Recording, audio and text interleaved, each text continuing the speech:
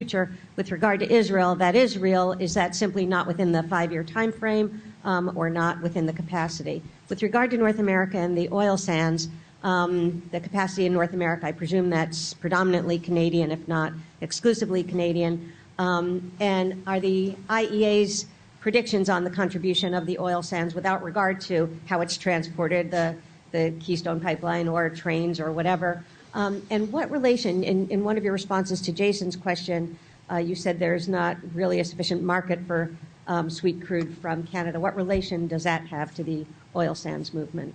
Right. So let me start with Ghana. Ghana is producing, and it's producing enough that month-to-month changes in production in Ghana can make a difference in the market. For instance, this month we had a big increase in non-OPEC supply in October compared to September, and one of the factors was a restart in Ghana of production that had been off for maintenance. So it is on the map. It is on the map. But generally speaking, I think we see a little bit slower growth in new African producing countries than we expected, and that's partly a sort of somewhat counterintuitive consequence of the light oil development. There's just less appetite for investing in frontier areas when you can extract so much out of mature areas where you have infrastructure, we have a known political climate, a proven investment climate, and all kinds of support systems that enable that facilitate investment. So we see a little bit less growth in Africa in oil.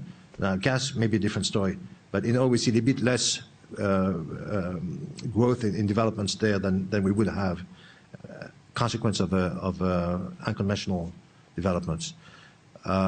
Israel, I think it's a gas story today. It's not really an oil story. I mean, there's talk of oil potential, but we're not there yet.